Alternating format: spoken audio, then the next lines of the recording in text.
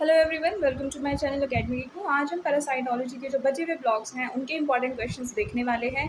जैसा कि आपको पता है कि मैं ब्लॉक 1 और ब्लॉक 1 के बाद डायरेक्ट आपको ब्लॉक 5th पे करवा चुकी हूँ उसके important question. So I hope आप लोगों ने वो जो है कर लिए होंगे, क्योंकि दोनों ही ब्लॉक्स में हमारे इंपॉर्टेंट क्वेश्चंस थे। और अगर मैं आपको ब्लॉक 5th जो है लास्ट में देती तो आप उसको शायद स्किप कर देते, तो मैंने सोचा कि मैं उसको आपको पहले कवर करवा दूँ। जैसा कि आपने उसमें देखा होगा कि आपका जापानीज़ इंसेफेलाइटिस और ईईई वाले, वेस्टर्न नाइल फीवर, बहुत सारे जो ऐसे क्वेश्चंस हैं जो लास्ट टाइम इग्नू ने नहीं पूछे थे। सो हो सकता है इस बार वो उन क्वेश्चंस की तरफ भी चले जाएं।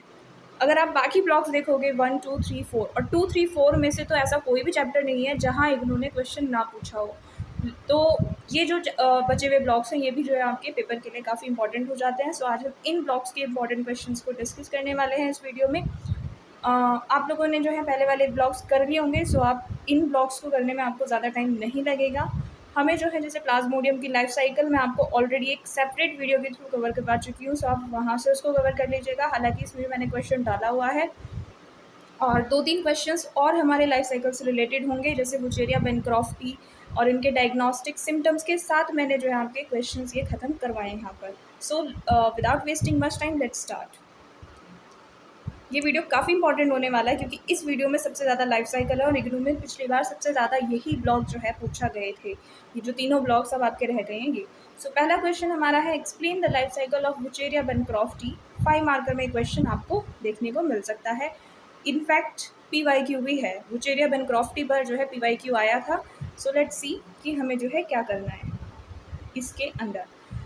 Adult Wuchereria bancrofti is an endoparasite of human beings present in the lymphatic system. तो ये कहाँ पाया जाता है? लिम्फेटिक सिस्टम के अंदर और लिम्फ नोड्स के अंदर पाया जाता है, particularly in the grown region. Grown area में ज़्यादा इसके जो है प्रेफरेंस वाली रीजन्स होते हैं। It is not found in any other mammal and thus it is not a zoonotic parasite. Zoonotic parasites कौन से होते हैं? जो डायरेक्ट एनिमल से हमारे कहाँ ट्रांसफर हो जाए, मैमल्स पे तो या फिर ह्यूमंस पर, तो उनको हम क्या बोलते हैं? Zoonotic parasites. तो ये हमारा जूनोटिक पैरासाइट नहीं है, ये डायरेक्ट हमारा ह्यूमंस पर ट्रांसफ़र नहीं होता। इसको एक वॉर्म चाहिए होता है जिसको हम आगे देखेंगे, इसीलिए इसको हम जूनोटिक पैरासाइट नहीं बोल रहे हैं, डायरेक्ट हमारा ट्रांसफ़र नहीं होगा।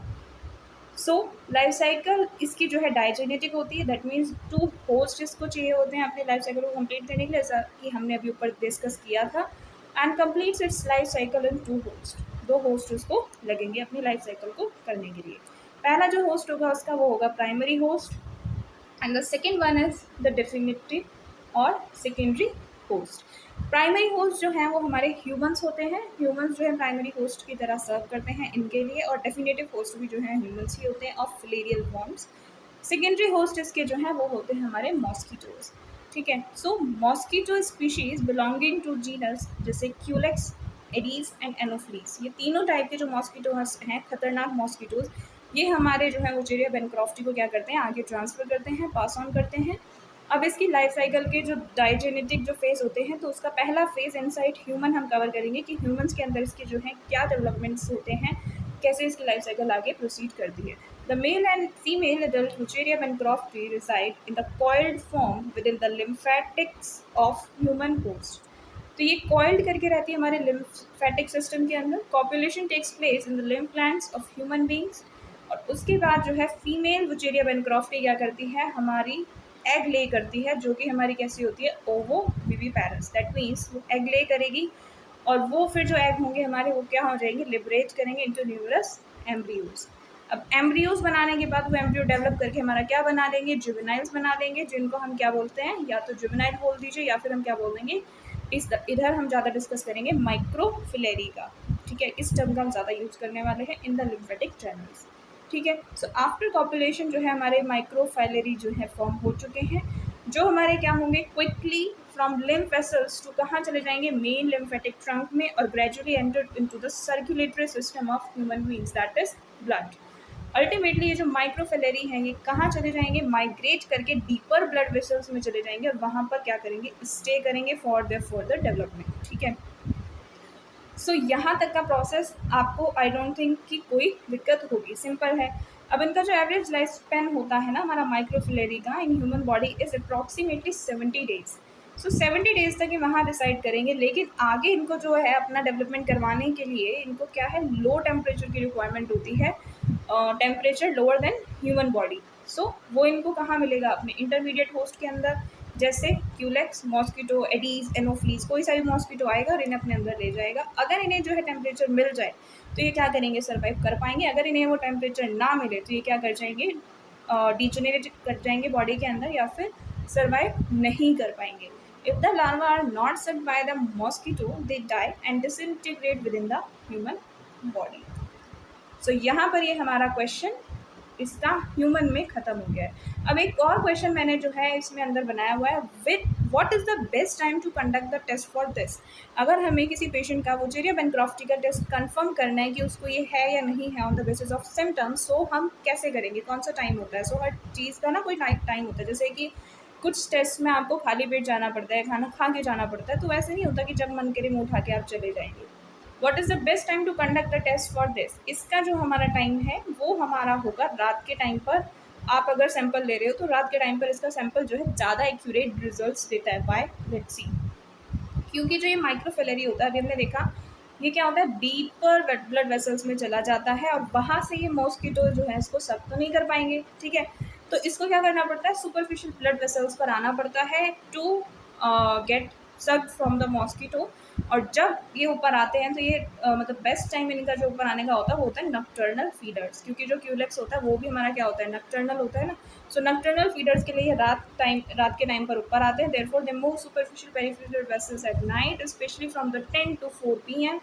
So this is the ideal time to give samples to confirm the patient whether he is suffering from Wucheria Bancrofti infection or not. In order to be sucked by the mosquito, they come at superficial blood vessels, whereas in the daytime the microfilary resides in the larger, deeper blood vessels. ठीक है, तो mosquito के feeding pattern की वजह से ये रात को ही अपना जो है ऊपर सुपरफिशियल ब्लड वेसल्स में आते हैं। इस पीरियोडिसिटी को हम जो है नक्टर्नल पीरियोडिसिटी भी बोलते हैं of larva. Very important, it can also be asked as a question. Now let's see, mosquito के अंदर इसकी क्या लाइफ साइकिल होती है। मॉस्किटो में जो हमारी शीटेड माइक्रोफ्लेरी होती हैं, जो हमारे मॉस्किटो अपने अंदर ले गया from the blood vessels of human, उसके बाद ये फीमेल एडल्ट वेसल में जाकर उसके ब्लड में मतलब स्टमक में रीच कर जाएंगी। वहाँ पर ये क्या करेंगे, अपनी शीट को जो है शेड आउट कर देंगी, पेनिट्रेट उसकी वॉल के अंदर घुस जाएंगी किसकी, स्टमक की, with in 1 to 2 hours. From there, they migrate to the thoracic and wing muscles for the further development. और finally ये कहाँ चली जाएगी, उसको मतलब उसकी सेरिबरी ग्लैंड में जाके अपना उसको मॉस्किटो को इन्फेक्ट कर देगी। Their life cycle passes on 3 larval stages in roughly 2 weeks. इसकी जो है ना 3 लार्वल स्टेजेस होती हैं। एंड वेरी इंपॉर्टेंट एक क्वेश्चन जो है आपका, अगर मैं बताऊंगी आपको, वो डिस्कस मैंने इसमें किया हुआ है, आगे एडेड है, उसमें जो है ना आपको स्टेजेस भी कंपेयर करने को आई हुई हैं एग्जाम में, compare the stage 1 and stage 2 I think. So इसमें भी जो है आपको तीनों स्टेजेस जो है कवर करने के लिए दे देंगे, मैंने जो है इसमें लिखी हुई है, ठीक है। अब इसमें जो इन्फेक्टेड स्टेज होती है हमारी, वो कौन सी होती है, अगर मैं इसकी बात करूँ, सो इसमें जो हमारा L3 लार्वा होता है वो हमारा क्या होता है, सबसे ज़्यादा इन्फेक्टेड स्टेज होती है, जो हमारी ह्यूमन बॉडी के अंदर क्या करेगी, एंटर करेगी। और किसके थ्रू एंटर करेगी, via mosquito. So this is the life cycle that occurs in the mosquito. तो आपने ह्यूमन और मॉस्किटो दोनों की लाइफ साइकिल यहाँ पर जो है ख़त्म कर दी है। अब ये डायग्रामेटिक फॉर्म में भी अब एक बार देख लेते हैं, क्योंकि डायग्राम से आपको जो है ज़्यादा अच्छा इंप्रेशन पड़ता है एग्जामिनर के थ्रू। तो आपको ये जो डायग्राम्स है ना, ये फॉर्म करके अगर आप आ रहे हैं तो it is very good. So पहला स्टेप हमारा होगा, mosquito takes a blood meal और L3 larva enters the skin. उसके बाद ये ह्यूमन स्टेज में जो है एंटर कर जाएगा। उसके बाद एडल्ट लिम्फेटिक सिस्टम में जो है, एडल्ट के लिम्फेटिक सिस्टम में ये एंटर करके अपने प्रोड्यूस करेगा माइक्रोफिलेरी, जो कि कहाँ जाएंगे, ब्लड स्ट्रीम में। और फिर फाइनली ये ब्लड स्ट्रीम में जाके, जैसा कि हमने अभी देखा था, ब्लड स्ट्रीम में फिर रात के टाइम सुपरफिशियल ब्लड वेसल्स में आएंगे और फिर मॉस्किटो ने क्या लेगा, ब्लड मील्स के थ्रू अपने अंदर ले लेगा, किन को लेगा, माइक्रोफिलेरीज को।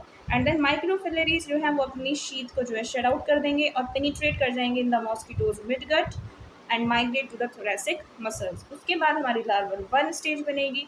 देन हमारी लार्वल L3 जो स्टेज है वो फॉर्म आउट हो जाएगी। और फिर ये जो L3 लार्वल स्टेज है ये इन्फेक्टेड स्टेज है, अभी हमने ऊपर देखा था, और ये मॉस्किटो के हेड में जाएगी या फिर प्रोबोसिस यानी कि उसके माउथ रीजन में जाके ट्रांसफ़र हो जाएगी। और फिर दोबारा मच्छर आएगा और फ्रेश उसको काटेगा। और ये हमारी जो साइकिल है ये ऐसे ही हमारी कैरी ऑन होती रहेगी।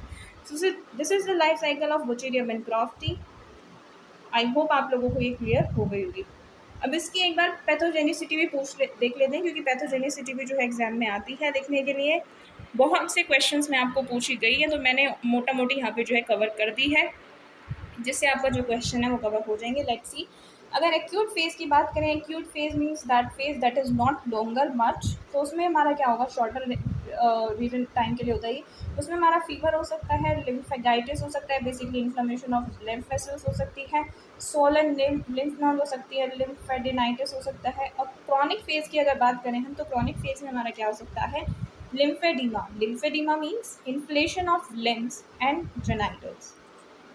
सेकेंड हमारा इसमें एलिफेंटियासिस हो सकता है। Elephantiasis means severe thickening of the skin and underlying tissues. So बहुत ज़्यादा जो पेशेंट आपने देखा भी होगा कि एलिफेंट लेग भी बोला जाता है इसको, हाथी का पाँव भी बोला जाता है इस बीमारी को, जिसमें वो हमारा क्रॉनिक फेज के अंदर देखने को ज़्यादा मिलता है। और हाइड्रोसीलिस में हमारा हो सकता है, जिसमें हमारा फ्लूइड जो है एक्यूमुलेट हो जाता है in the scrotum region. Treatment, अगर ट्रीटमेंट की बात करें, क्योंकि ट्रीटमेंट भी आप कुछ ड्रग्स आई हैं क्वेश्चन में, ड्रग्स पूछी गई हैं। सो ड्रग्स की अगर हम बात करें किन ड्रग्स से हम इसको ट्रीट करेंगे, तो हमारा एक है जो इन्फेक्शन बुचेरिया बेनक्रॉफ्टी और ब्रूगिया मलाई के जो इन्फेक्शन होते हैं, वो हम कुछ बेसिकली मेडिसिन से ट्रीट करते हैं, जिनके नाम है हमारा डाइथाइल कार्बामेंजीन, आइवरमेक्टिन एंड एम्बेल्डाजोल। ठीक है, सो एल्बेंडाजोल, आइवरमेक्टिन, डाइथाइल कार्बामेजीन, ये तीनों जो मेडिसिन के नेम हैं, ये आपको जो है एक बार ध्यान रखना है। थोड़े वियर्ड नेम है, बट आप एक बार लिखेंगे तो आपके माइंड में सेट आउट हो जाएंगे। डायग्नोसिस अगर करने का हम देखेंगे, डायग्नोसिस का कैसे करेंगे। सो डायग्नोसिस के लिए हम जो है, अभी मैंने बताया था क्या करेंगे, माइक्रोफिलरी का डिटेक्शन करेंगे in the blood typically collected at the night. यही जो है आपका क्वेश्चन है और इम्पॉर्टेंट है, असाइनमेंट में भी आपको दिया हुआ था 24 वाले असाइनमेंट में। एंटीजन टेस्ट कर सकते हैं, अल्ट्रासाउंड कर सकते हैं फॉर डिटेक्टिंग अडल्ट फॉर्म्स, और पीसीआर सीरोलॉजी के लिए हम इसका क्या कर सकते हैं, कन्फर्मेशन टेस्ट कर सकते हैं। Now let's move to our 29th question. इसमें हमें ये बताना है, explain the life cycle of Dracunculus medinensis. इसकी जो है लाइफ साइकिल हमें एक्सप्लेन करनी है। This is also your PYQ, it is being asked in your question. So देखते हैं। जो ड्रैकनक्यूलस मेडिनेंसिस होता है, ये हमारा पैरासाइट होता है, बेसिकली निमेटोडिक पैरासाइटिक निमेटोड होता है, जो कि रिस्पॉन्सिबल होता है हमारे ग्यूनिया वॉर्म डिसीज के लिए। ठीक है, अभी देखते हैं आगे कैसे ये हमारा इन्फेक्ट करेगा। ये हमारा इन्फेक्ट मतलब करता है जब जो हम ह्यूमन बींग्स होते हैं वो क्या कर लेते हैं, कंटामिनेटेड वाटर को या फिर अनफिल्टर्ड वाटर को, जो कि क्या हो, इन्फेक्टेड हो फ्रॉम कॉपपोर्ट्स, उनको क्या कर लें, कंज्यूम कर लें, इंटेक कर लें। तो जो द इन्फेक्टेड स्टेज है, that is the third stage larva, L3 जो लार्वा है वो हमारे अंदर क्या हो जाएगा, ट्रांसफ़र हो जाएगा फ्रेश वाटर कॉपीज, जिसको साइक्लोप्स भी बोलते हैं और टिनी क्रस्टेशियंस भी बोला जाता है। When a person drinks a water, जो कि कॉपपोर्ट्स आर इंजेस्टेड। सो हमारी कॉपपोर्ट जो है बॉडी में जा चुके हैं। अब ये जो है स्टमक में जाके मर जाएंगे, लेकिन मर तो जाएंगे, ये तो मर जाएंगे, लेकिन अपने क्या छोड़ देंगे, लार्वा छोड़ देंगे हमारे पेट के अंदर। अब stomach acid kills the copepods, but जो लार्वा है, लार्वा को वो किल नहीं कर पाएगा स्टमक का HCl, क्योंकि वो क्या कर जाएंगे, पेनिट्रेट कर जाएंगे इनटू द इंटेस्टाइनल वॉल। अब इंटेस्टाइनल वॉल में पेनिट्रेट करने के बाद माइग्रेट कर जाएंगे और फिर अपना मैचुरेशन स्टार्ट कर देंगे into adult worms, male and female. Male जो है वो इवेंचुअली डाई कर जाएगा आफ्टर मेटिंग, उसका सिर्फ इतना ही काम रहेगा। और फीमेल जो है फिर वो हमारी ग्रो करेगी up to 1 metre long and migrate to the subcutaneous tissue, usually in the lower limb. वो हमारी क्या करेगी, ग्रो करेगी और सबक्यूटेनियस टिश्यू में क्या कर जाएगी। Now let's see the fourth step. Fourth step में हमारा क्या होगा, जो फीमेल वॉर्म है ना, वो क्या कॉज कर देगा, फाइनली इन्फेक्शन कॉज कर देगा, क्योंकि वो लोअर लिम्ब में जो है ट्रांसफ़र हो चुका है, जा चुका है। अब ये जो इन्फेक्शन है हमारे ब्लिस्टर की फॉर्म में होगा। ठीक है, मतलब छाले जैसे हमें दिखेगा, वो इन्फेक्टेड हो जाएगा। मतलब अगर आप उसको इमर्ज छोड़ दो, देखते हैं अभी। After 1 year, the fertilized female induces a painful blister, often in one leg or feet. The blister bursts out when submerged in water and triggering the worm to emerge. जब ये वाटर में जाते हैं तो वर्म जो होता है ना अंदर से, मतलब उसको ऐसा होता है कि वो बाहर आकर अपना जो है दोबारा लाइफ साइकिल स्टार्ट करे, मतलब उसको स्टार्ट तो करनी रहेगी ना न्यू साइकिल, तो वो ऐसा उसमें इमर्ज आउट होता है इन वाटर। फीमेल वर्म जो है फिर रिलीज हो जाता है, लार्वा कर देता है वाटर के अंदर, और upon contact with the water the female worm extrudes larva first stage L1. Wound remain open and often leading to secondary bacterial infection, जैसा कि हमने भी देखा था, बताया था मैंने आपको भी। लार्वा फिर से जो है इंजेस्टेड हो जाएंगे बाय द कॉपॉड्स, ठीक है, और फिर ये जो है हमारे फिर से न्यू साइकिल को स्टार्ट कर देंगे, ठीक है। इवेंचुअली जो कॉपॉड्स हैं वो L3 लार्वा बनाएंगे जो कि हमारा इन्फेक्टेड होता है, तभी ये साइकिल स्टार्ट होगी। सो आई होप आपको ये आ गया होगा समझ में। समरी अगर इसकी हम देखें तो समरी में हमें यही पता चलेगा कि L1 जो है वाटर में रिलीज होगा बाय फीमेल वॉर्म्स, और फिर L3 हमारी इन्फेक्टेड स्टेज होगी जो कि हमारी इनसाइड होगी कॉपॉड्स के अंदर। Adult female migrates to the skin, forms a blister and transmission हो जाए इसका ड्रिंकिंग कंटेमिनेटेड वाटर के थ्रू। Now let's see the life cycle. This diagram is given, आपकी बुक का ही डायग्राम है ये, ठीक है। It is being given in your books only. So अब इसको देखते हैं एक बार इन्होंने क्या बता रखा है इसमें। ह्यूमन बींग्स जब ड्रिंक करेंगे वाटर को जो कि L3 से इन्फेक्टेड होगा तो लार्वा रिलीज होंगे, हमारे कोपोर्स डाई कर जाएंगे, वो लार्वा फिर पेनिट्रेट कर जाएंगे हमारे स्टमक और इंटेस्टाइनल की वॉल में, और फिर मैच्योर करेंगे आगे हमारे फर्टिलाइज वॉर्म जो हैं। बेसिकली मेल और फीमेल यहाँ पे से दो बनेंगे ना, मेल और फीमेल। मेल जो है कॉपुलेट करने के बाद जो है डाई कर जाएगा, फीमेल जो है आगे हमारी ट्रांसफ़र होकर डेवलपमेंट करेगी और फिर वो क्या है माइग्रेट कर जाएगी to the surface and causes a blister, discharge करेगी फिर अपने larva into the fresh water, और फिर ये जो L1 लार्वा हैं जो हमारे डिस्चार्ज हो जाएंगे वो फिर हमारे कोपोर्स के थ्रू कंज्यूम कर लिए जाएंगे और L3 लार्वा में बनकर दोबारा साइकिल को स्टार्ट कर देंगे। So this is all your cycle. I hope आपको ये भी समझ में आ गई होगी। थोड़ी कंफ्यूजिंग है बट आप एक बार इसको खुद से करोगे, अगर स्टेप बाय स्टेप दिमाग में रखोगे तो आपकी ईजिली हो जाएगी। Now the next question is explain the life cycle of Trichinella spiralis in human beings. Trichinella spiralis की इस लाइफ साइकिल हमें बतानी है, क्या होती है इसके अंदर, कैसे कैसे स्टेप्स होते हैं तो वो देखना है।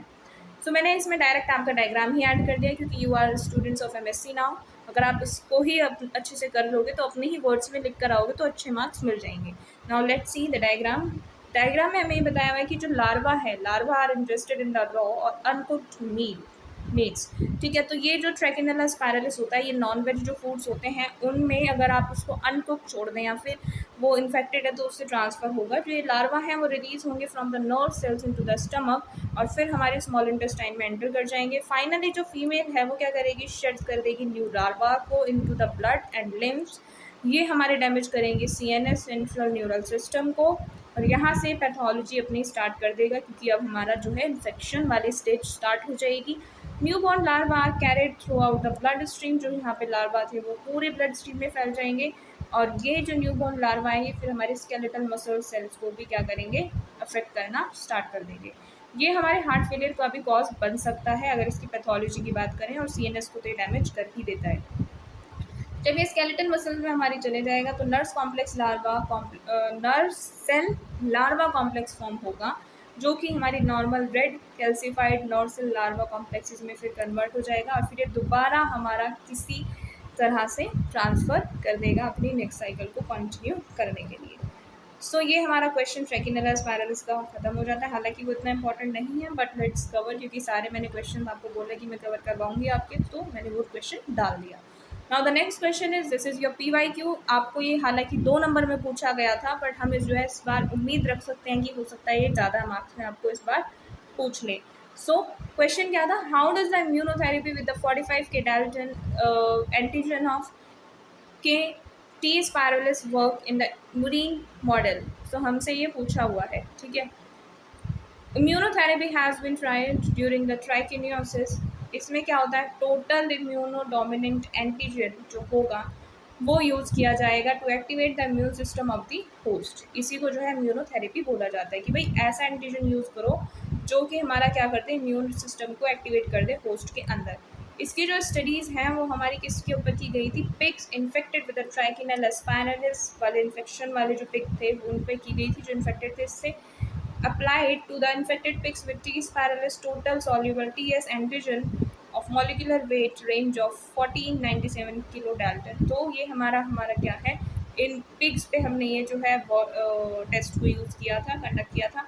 This treatment show the primary immune response. इसने जो है सक्सेसफुल हमें प्राइमरी रिस्पॉन्स दिखाया था और जो पैरासाइट का बर्डन था वो धीरे धीरे सबसाइड हो गया था, यानी कि डिक्लाइन होने लग गया था पिग्स में।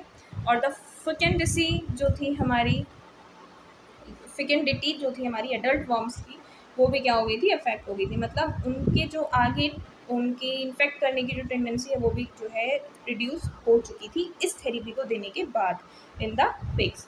जो डैमेज था ना हमारा सेंट्रल नर्वस सिस्टम, अभी हमने देखा है कि सीएनएस को डैमेज करेगा and the muscular phase of infection was found to be less than in the control animals. So इस थेरेपी को देने के बाद उसके इफेक्ट भी जो है हमने क्या कर दिए थे, कम होते हुए देखे थे। Similar results was found in the murine experiment animals. Murine का भी यही दिखे थे। म्यूरिन एनिमल्स हमारे कौन से होंगे, जो मतलब बेसिकली जो रोडेंट्स वगैरह होते हैं, रेट्स वगैरह होते हैं, उनकी फैमिली को हम जो है ना हम म्यूरिन बोलते हैं। जिनको फिर हमने फर्दर ट्रीट किया था टी स्पायरलिस से, जबकि हमने पिग्स पर किया था, अभी जो है रोडेंट्स पर किया, तो वहाँ पर भी जो हमारा डिक्रीज बर्डन देखा गया था। सो ये इम्यूनोथेरेपी जो थी total soluble with 45 K dalton antigen of T spiralis had great an effect on the immune response in the murine models. It was also observed that 45 K Dalton antigen alters the collagen capsule surrounding the larva. Immunization of rats with different nutritional conditions showed decreased burden of parasite compared to the controls without treatment. However, a more research with this antigen is required for using a viral vaccine in the future. ठीक है, अब इन पे तो कर दिया, rodents pics पे तो कर दिया भाई, पर ह्यूमंस पे ही कर पा रहे हैं नहीं, तो उसके लिए तो रिसर्च करना पड़ेगा ना। ऐसे तो नहीं दे देंगे कुछ भी कि पिक्स को ही अच्छा रिजल्ट दे रहा तो ह्यूमन बींग्स पर भी दें। Now let's see the next question 32 question में हमें जो है लाइफ साइकिल बताना है ऑफ एंटामीबा हिस्टोलैटिका। इसमें जो है the protozoa parasite that causes amoebiasis also called amoebic dysentery. ठीक है, तो हमें ये बताना है, लाइफ साइकिल एक्सप्लेन करनी है एंटामीबा हिस्टोलैटिका की, जो कि एक प्रोटोजोआन पैरासाइट होता है जिसकी वजह से हमारा एमीबियासिस होता है, ऑल्सो कॉजेज एमीबिक डाइसेंट्री। ये क्वेश्चन भी PYQ है, हालांकि ये नहीं पूछा था आपसे, जो है डिफरेंस पूछा था। आगे देखते हैं किसके बीच में पूछा था difference. Now let's C, basically मैंने यहाँ पे अगर ये टॉपिक भी पूछा हुआ है तो उसको ऐड कर दिया कि भाई ये PYQ है, आपको जो है इस टॉपिक को अच्छे से प्रिपेयर करना है। Now let's see life cycle of Entamoeba histolytica. ये जो है 2 फॉर्म में एग्जिस्ट करता है। पहली फॉर्म होती है सिस्ट, दूसरी फॉर्म होती है ट्रोफोजोइड। ठीक है, तो यही क्वेश्चन था, this was the question. Trophozoite के ही ऊपर क्वेश्चन पूछा गया आपसे एग्जाम में। सिस्ट हमारी होती है, सिस्ट जो फॉर्म होती है वो होती है इन्फेक्टिव स्टेज, रेजिस्टेंट फॉर्म भी हमारी यही होती है। Next is trophozoite. ट्रोफोजोइड हमारे क्या होते हैं, एक्टिव इन्वेजिव स्टेज होते हैं, जो कि हमारी क्या करते हैं, डिजीज को कॉज करते हैं। लाइफ साइकिल की अगर मैं बात करूँ तो लाइफ साइकिल इसकी क्या होगी, इंजेक्शन ऑफ मेच्योर सिस्ट, मतलब जो हमारी जो मेच्योर सिस्ट है उनको जो कि इन्फेक्टिव भी हैं हमारी, उसको क्या कर लें, इंजेस्ट कर लें, तब हमारी ये जो है साइकिल स्टार्ट होगी। ह्यूमन बीइंग जो है मेच्योर क्वाड्री न्यूक्लिएट सिस्ट को इंजेस्ट करेगा। कैसे करेगा, हो सकता है खाना पीना खराब ले ले, या फिर हाइजीन अगर नहीं है फीकल ओरल रूट से ही एंटर कर जाएंगी। Cyst are resistant to stomach acid. Stomach acid उसको किल नहीं कर पाएगा और ये सर्वाइव करके कहाँ पहुँच जाएंगे, इंटेस्टाइन के अंदर। अब उनका एक्स स्टेशन होगा, सिस्ट जो होगी अपनी लेयर को शेड कर देगी, ट्रांसफॉर्म हो जाएगी, और जो वन सिस्ट है वो क्या करेगी, 8 ट्रोपोजोइड को रिलीज करेगी एक ही बार में। अब ये ट्रोपोजोइड कहाँ चले जाएंगे, लार्ज इंटेस्टाइन में, और कॉलोनाइज कर लेंगे वहाँ पर, मतलब कोलन लार्ज इंटेस्टाइन के अंदर क्या कर लेंगे, अपने आप को कॉलोनाइज कर लेंगे, वहीं रहने लग जाएंगे। हो सकता है फिर वहाँ पर रहने के बाद ये नॉन इन्वेसिव फॉर्म में हो जाए और फीड कर देना बैक्टीरिया एंड डेब्रीज के ऊपर, लेकिन ज़रूरी नहीं है। हो सकता है ये जो है इन्वेड कर जाए हमारे इंटेस्टाइनल म्यूकोसा को और हमारी बॉडी में क्या कॉज कर दें, अल्सर और डाइसेंट्री।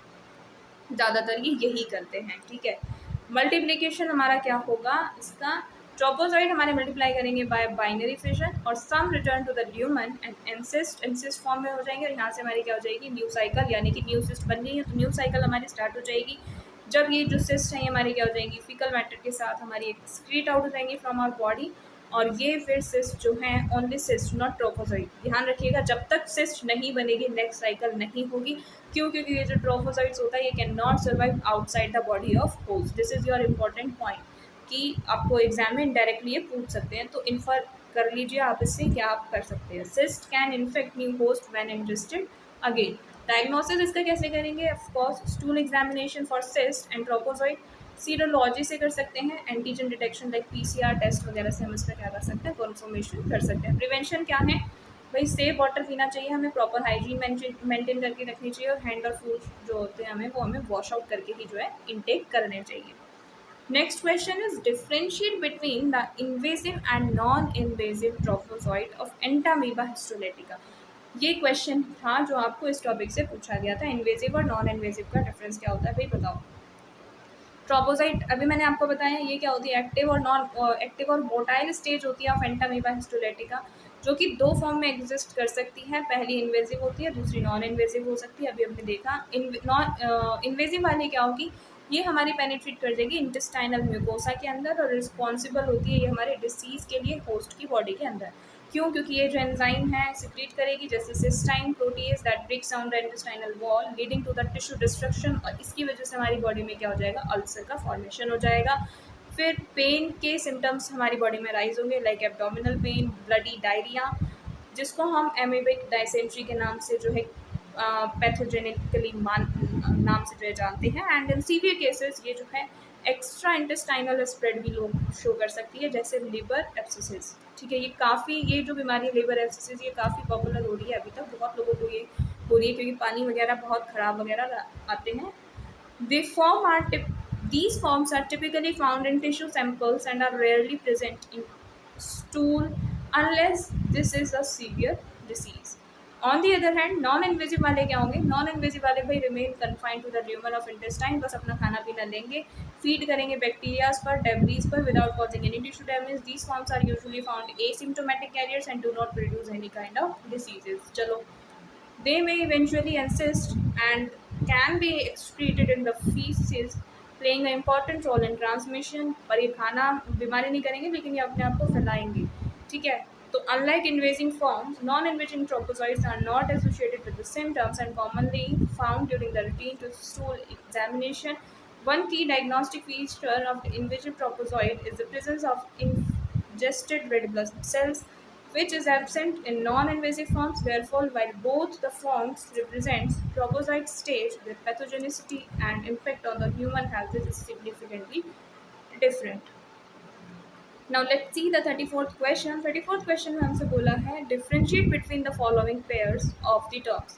हमें जो है ये क्वेश्चन दो आपको इसमें PYQ दिख रहे हैं, ये क्वेश्चन प्रिपेयर करके जाना है। पिछली बार इन्होंने दो पूछे थे, हो सकता है इस बार ये थर्ड और फोर्थ से पूछ लें। This is your cell mediated and humoral immunity वाला पूछ सकते हैं, ये मैं आपको ब्लॉक 1 में जो है करा चुकी हूँ इन दोनों का, लेकिन इन्होंने स्पेसिफिकली एंटामीबा हिस्टोलेटिका की पूछी है। नेक्स्ट आपको कॉन्टैक्ट बैरियर और कन्वल्सेंट कैरियर्स के बारे में भी जो है ये पूछ सकते हैं। Now let's C one by one. आपको क्वेश्चन समझ में आ गया हो? एक्यूट एमीबिक डायसेंट्री बताना है और chronic invasive and non invasive बताना है, ये हम ऑलरेडी कर चुके हैं। Let's see amoebic dysentery acute और क्रॉनिक में डिफरेंस देखते हैं पहले। एक्यूट वाली जो होती है वो सडन होती है, सीवियर फॉर्म होती है इंटेस्टाइनल इन्फेक्शन की, जो कि हमारी कॉज होती है इन्वेसिव एंटामीबा हिस्टोलेटिका ट्रोफोसाइट्स के थ्रू। इसके जो सिम्टम्स होते हैं वो होते हैं जैसे abdominal cramps, fever, subsequent passage of bloody mucus filled stools, the intestinal mucosa is severely ulcerated and tissue destruction is rapid. In contrast to the chronic amoebic dysentery, chronic में क्या होगा, ग्रेजुअली होती है, ये एकदम से नहीं होगी, सडन नहीं होगी, may persist for weeks or months. It is marked by the intermediate abdominal discomfort, non bloody loose stool and fatigue. तो ये सारे इसके सिम्टम्स होते हैं. The ulcer may be deeper but heal slowly. हो सकता है अल्सर बहुत डीप हो लेकिन वो जो अल्सर है वो होगा हील लेकिन बहुत स्लो होता है. क्रॉनिक केसेस में ये क्या कर सकते हैं, कॉम्प्लिकेशंस अराइज कर सकते हैं जैसे amoebomas, even liver abscesses and patient में become carrier continuing the shed cyst in their faeces.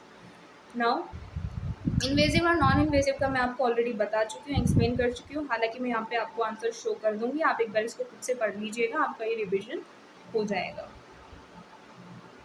Now let's see to the cell mediated immunity and humoral immunity. इसमें क्या होगा, हमारा एंटामीबा हिस्टोलेटिका इन्फेक्शन के स्पेसिफिक में बताना है.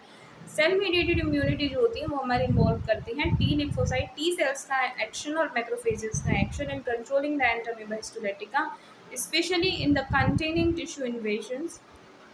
It plays a crucial role in the prevention of spreading of invasive trophozoites and forming the granulomas around the lesions.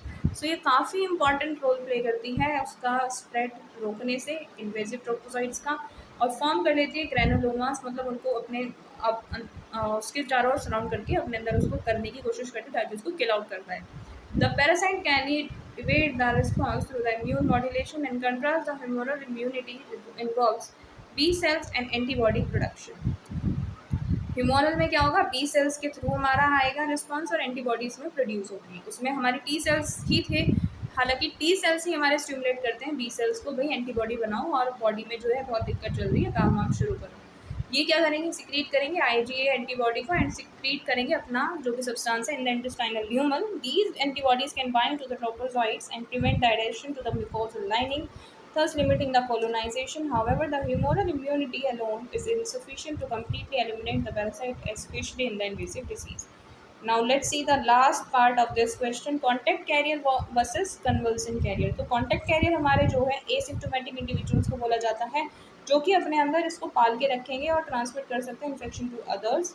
Typically due to poor hygiene, contaminated hands, they have never shown symptoms, but ये उनके अंदर disease पाई जाती है और अभी भी वो उसके कैरियर हैं एसिम्टोमेटिक वाले, और आगे डिसीज़ को पास ऑन कर सकते हैं by shedding the cyst in their stool. Convalescent carrier क्या होते हैं, ये वो इंडिविजुअल होते हैं जो रिकवर तो कर चुके हैं from symptomatic amoebiasis but continue to excrete the cyst in their faeces. तो ये क्या करेंगे, अभी भी उसको आगे फैला सकते हैं, भले ये जो है ठीक कर गए हों अपने आप, जो है अभी उससे डिजीज से सफरिंग ना कर रहे हैं। While both the group are sources of contamination, convalescent carrier have a history of recent illness, whereas contact carriers do not। ये इसका जो है मेन डिफरेंस आप मान सकते हो कि उनमें एटलीस्ट ये तो है कि भाई उनके पास बीमारी थी, उनके पास कॉन्टैक्ट कैरियर्स के पास तो वो भी नहीं आप मान सकते हो। Now let's see the next question. इसमें हमें जो है ये एक्सप्लेन करना है कि भाई लाइफ साइकिल बताओ प्लाज्मोडियम की क्या होती है with the help of diagram. ये मैंने आपको सेपरेट वीडियो में बताया हुआ है, आप इसका जो है वहाँ से जाके वीडियो देख सकते हो। मैंने काफ़ी डिटेल में इसको एक्सप्लेन किया हुआ है with notes, with flow chart, everything, और ये बहुत इंपॉर्टेंट है, इस बार के एग्जाम्स के लिए भी चांसेस रखता है आए, और ये PYQ भी है, पिछली बार आपसे पूछी हुई थी, ठीक है। सो इसको आप वहाँ से देख लीजिएगा। Now let's see the next question। इसमें हमें जो है ट्राइपेनोसोमा की लाइफ साइकिल बतानी है। ट्राइपेनोसोमा की लाइफ साइकिल के बारे में एक क्वेश्चन इन्होंने हमें पूछा है। Now let's see, trypanosoma is a diuretic as it completes its life cycle in two hosts। Primary host, definitive host जो है इसके ह्यूमन होते हैं, और एक इसका वेक्टर होता है जो कि हमारा TCTC फ्लाई होता है। ये हमारा स्लीपिंग सिकनेस को जो है कॉज करता है, ठीक है। ट्राइपेनोसोमा से स्लीपिंग सिकनेस होती है। अब हम इसके जो है लाइफ साइकिल के बारे में देखते हैं कि लाइफ साइकिल इसकी क्या है। ह्यूमन बींग्स जो होते हैं इसके होस्ट होते हैं, ह्यूमन बींग के जो ब्लड के अंदर ये रहती है under the body fluids like lymph, cerebral spinal fluid, while in the vector it lives in the midgut and salivary glands। तो आपको दोनों की लोकेशन पता चल गई कहाँ कहाँ ये रहते हैं। ह्यूमन के अंदर ये दो फॉर्म्स में एग्जिस्ट करेंगे। पहली जो फॉर्म है इसकी वो है देखते हैं लॉन्ग एंड सिलेंडर ट्राइपोमेस्टिगॉइड फॉर्म है, जो इसकी जो ह्यूमन बींग के अंदर पहली फॉर्म है, ये डिवाइडिंग फॉर्म होती है। दूसरी फॉर्म है इसकी short thick stumpy non dividing trypomastigote form, ठीक है। तो आपको ये समझ में आ गया, दोनों फॉर्म, एक लॉन्ग एक शॉर्ट है, कौन सी एक डिवाइडिंग एक नॉन डिवाइडिंग है। In trypomastigotes the kinetoplast and basal body are posterior to the nucleus, hence the flagellum arises from the posterior end of the body. So इसकी थोड़ी मॉर्फोलॉजी इन्होंने बता रखी है यहाँ पर। सेम तरह से TCTC फ्लाई के अंदर भी दो फॉर्म में एग्जिस्ट करेगा। पहली इसकी प्रोसाइक्लिक ट्रोपोमेस्टिगॉइड फॉर्म होती है, दूसरी इसकी जो है मेटासाइक्लिक फॉर्म होती है। जो प्रोसाइक्लिक वेरी इंपॉर्टेंट, और ये क्वेश्चन आपको 2 मार्कर या 1 मार्कर में भी दे सकते हैं। प्रोसाइक्लिक ट्रोपोमेस्टिगॉइड फॉर्म, क्योंकि टर्मिनल क्वेश्चन में अगर आप बैक साइड देखोगे ना, इसका जहाँ पर चैप्टर है तो वहाँ पर ये पूछा हुआ है मेटासाइक्लिक फॉर्म के बारे में, एक्सप्लेन द मेटासाइक्लिक फॉर्म। तो ये क्वेश्चन आपको एग्जाम में भी आने के चांसेस हैं। प्रोसाइक्लिक ट्रोपोमेस्टिगॉइड फॉर्म जो होती है वो हमारी कहाँ रहती है, मिडगट के अंदर पाई जाती है। जो एपीमेस्टिगॉइड या फिर मेटासाइक्लिक फॉर्म है वो कहाँ पाई जाती है, हमारी सेरेब्रली ग्लैंड में पाई जाती है। In epimastigote form the kinetoplast and the basal body lie anterior to the nucleus and thus flagellum forms from the centre of the body. इसकी थोड़ी सी लाइफ साइकिल डिस्कस करते हैं कि लाइफ साइकिल हमारी क्या होती है। अगेन मैंने यहाँ पे जो है डायग्राम के थ्रू ही आपको लाइफ साइकिल करवाई है, आप जो है इसका डायग्राम समझ के अपने वर्ड्स में लिख कर आ सकते हैं। Now let's see the first step. First step हमारा क्या है, ये जो TCTC फ्लाई है, ये मच्छर बेसिकली मच्छरी मॉस्किटो ही होता है बेसिकली एक तरह से। इसलिए क्या करेगा, अपनी ब्लड मील लेने के लिए आएगा और मेटासाइक्लिक कौन सी फॉर्म डाल देगा हमारी बॉडी में, मेटासाइक्लिक ट्रोपोमेस्टिगॉइड। अब ये मेटासाइक्लिक ट्रोपोमेस्टिगॉइड फॉर्म ट्रांसफॉर्म कर जाएंगे इनटू द ब्लड स्ट्रीम, किसके अंदर, ट्रोपोमेस्टिगॉइड्स में, which are carried to the other side. और फिर ये ट्रोपोमेस्टिगॉइड मल्टीप्लाई करेंगे by the process of binary fission, और फिर वेरियस ब्लड फ्लूइड्स में जैसे ब्लड और लिम्फ में जा करके मिल जाएंगे। अब यहाँ से क्या होगा, ये जो है हमारे हो सकता है या तो भाई सर्कुलेट कर जाएँ। अब यहाँ पे इन्होंने ये जो कैटल बना रखी है, ये क्या कैटल पॉसिबली वाइल्ड और रिजर्वॉयर हो सकते हैं हमारे टीसीटीसी फ्लाई के ट्रोपोमेस्टिकॉइड्स का। अब हम ह्यूमन की बात करें अगर, तो ये यहाँ पे मल्टीप्लाई करने के बाद सर्कुलेट कर जाएंगे हमारी पूरी बॉडी सिस्टम के अंदर, और टीसीटीसी फ्लाई फिर दोबारा बॉडी से ब्लड देने के लिए आएगी, तो फिर ये ट्रोपोमेस्टिकॉइड हमारे कहाँ चले जाएंगे, टीसीटीसी फ्लाई की बॉडी के अंदर।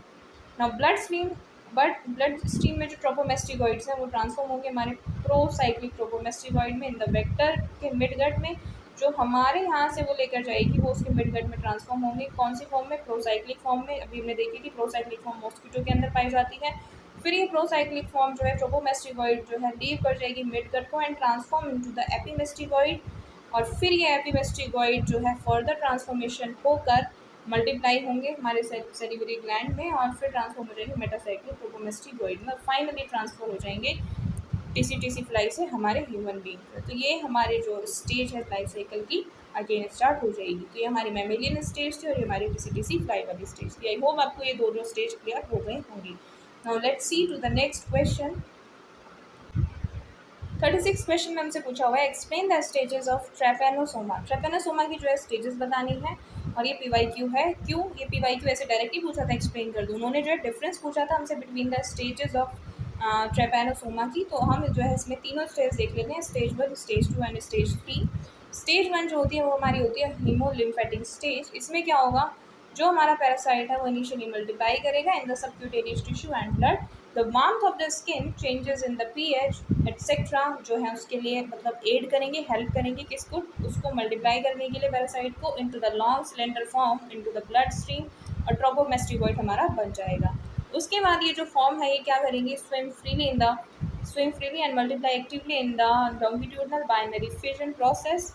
These then may be carried to the other sides throughout the body and even may reach out to the body fluids like blood, lymph, spinal fluids, etc., where they continue to replicate by binary fusion and they remain as long as cylindrical form, while others take form of short and stumpy trochomasticoid.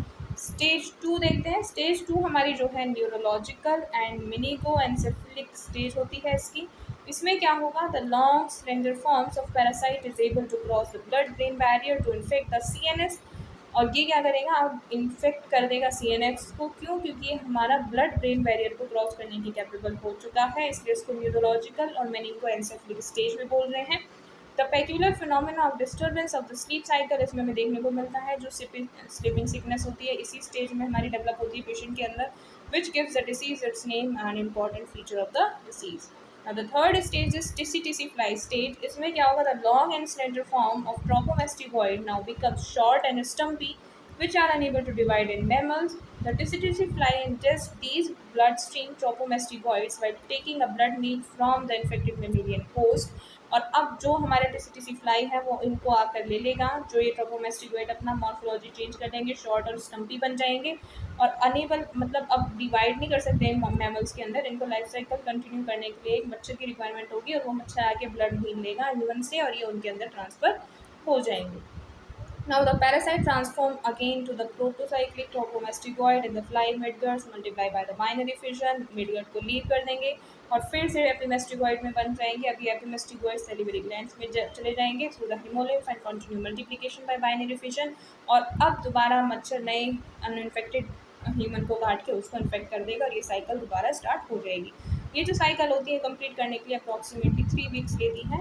सो ये आपके यहाँ पर stages के साथ आपने detail में ये cover कर लिया है। Now let's see the next question, explain the pathogenicity of schistosomiasis schistosomiasis. ठीक है, सो ये जो प्रोनाउंसिएशन होती है ये इनकी थोड़ी वियर्ड होती है और इनको एक बार थोड़ा देखना पड़ता है। Let's see the pathogenicity of schistosomiasis can be classified into the acute and chronic infections. इसमें जो है ना हमारे 2 इन्फेक्शन के स्टेजेस आपको दिखेंगे, एक एक्यूट हो सकता है और एक हमारा क्या हो सकता है, क्रॉनिक हो सकता है। एक्यूट वाली जो स्टेज रहेगी हमारी उसमें ये 2 हमारे इन्फेक्शन देखने को मिलेंगे, एक तो स्विमरसिच और दूसरा आप इसमें बोल सकते हो काटायामा फीवर। सो ये दोनों इसमें एक्यूट वाले हैं, और एक 2 मैंने जो है इसमें क्रॉनिक के भी डाल सकते हैं डाले में। क्रॉनिक मतलब लंबे टाइम तक जो चला आ रहा है। पहले क्रॉनिक वाला देख लेते हैं। क्रॉनिक में क्या है ना, इंटेस्टाइनल जो साइटोस्टोमियासिस है वो हमारे एग उसके प्रेजेंट होंगे in the gut wall and can lead to the pain, bloody stool, diarrhoea, pain, loss of appetite, abdominal distension etcetera. Next इसमें हेपेटिक स्टाइशोमियासिस भी हो सकता है, जिसमें हमारा क्या है, इसका जो एग है वो माइग्रेट कर जाएगा लीवर में और उसके वहाँ पर फाइब्रियोसिस कॉज करेगा which is a long term and heavy infection. Now let's see to the acute one. Acute में जो है हमारा स्विमर से हो सकता है, ये क्या होगा, इन्फ्लेमेटरी रिएक्शन होता है at the site of human skin penetration by the cercaria and it characterize by itchy red pimples and blisters. तो ये इसकी जो है पहचान होती है। It occurs as soon as infection occurs and remain for some day. It may more often seen in the visitors to endemic areas than local who may be immune due to repeated attacks. ये क्या है, इची rash भी इसको जो है बोला जाता है। काटायामा फीवर में क्या होगा, it occurs due to systemic immune response against the foreign antigen and cytomolecules. The egg जो होंगे इसके हमारे, ठीक है, वो क्या करेंगे, इनिशिएट करेंगे after few week months initial infection. It often causes the enlargement of lymph tissue, clinical manifestation of fever, splenomegaly and hepatomegaly इसके जो है सिम्टम्स होते हैं due to fibrosis and portal hypertension and death.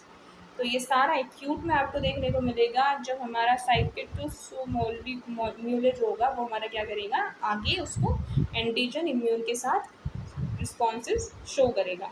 ये जो है minimum हमारा 15 to 20 days लेता है after the exposure of S mansoni and S japonicum species के इन्फेक्शन के बाद। जो हमारे इन नॉन इम्यून सब्जेक्ट्स में हमारा इतना ही टाइम लेगा। It result from the high workload and egg antigen stimulus which leads to the formation of immune complex and serum sickness syndrome. Now let's see the next and last question for this class. Explain the life cycle of Scytosoma. हमें जो है इसकी जो है life cycle explain करनी है 5 marker में। So let's see, जो पहली स्टेज है हमारी वो स्टार्ट होगी हमारी एग के फॉर्मेशन से, ठीक है। अब ये जो हमारी एस मैंसोनी और एस हेमेटिबियम जो है, ये हमारे एग फॉर्म करेंगे in the urine and species. ये जो है ना, आपको इन दोनों स्पीशीज़ के नाम से भी आ सकती है। Explain the life cycle of S haematobium and S mansoni. ज़रूरी नहीं है आपको यही लिखा हुआ है, ये नाम ही लिखा हुआ है साइकेटोसोमा, ठीक है। सो स्टेप 1 में जो है ये हमारे फिकल मैटर में या यूरिन में अपने एग रिलीज कर देगा। ये जो है एग मेराकेरिया जो एग हैं ये पेनिट्रेट कर जाएंगे स्नेल के टिश्यू में, और ये जो स्नेल है ये स्पोरोसिस्ट बनाएगा, मतलब स्पोरोसिस्ट की फॉर्मेशन स्नेल के अंदर होगी, जो कि हमारे करके एरिया फिर रिलीज होंगी by the snail into the water. Free swimming होते हैं ये, फिर हमारे ह्यूमन के अंदर पेनिट्रेट कर जाएंगे और फिर ये क्या करेंगे, आगे अपना डेवलपमेंट स्टार्ट करके सर्कुलेशन में जाके हमारा पोर्टल वेन सिस्टम लीवर वगैरह सब खराब कर देंगे और अपना इन्फेक्शन शो करने लग जाएंगे। इसमें क्या होता है, pair adult worm migrate to the mesenteric venules of bowel rectum, और ये क्या करेंगे, venous plexus of bladder cause कर देंगे। सो ये आपकी लाइफ साइकिल थी सारी, इसमें जो लाइफ साइकिल थी आपको ब्रॉडली कवर करनी है। सो है we ends with our parasitology के सारे important question of remaining blocks. If you like the video then please press the like icon. If you have any kind of doubt or any question still left in your mind then you can write down in the comment section. Thanks for watching and subscribe to my channel to get more such interactive videos. Thank you.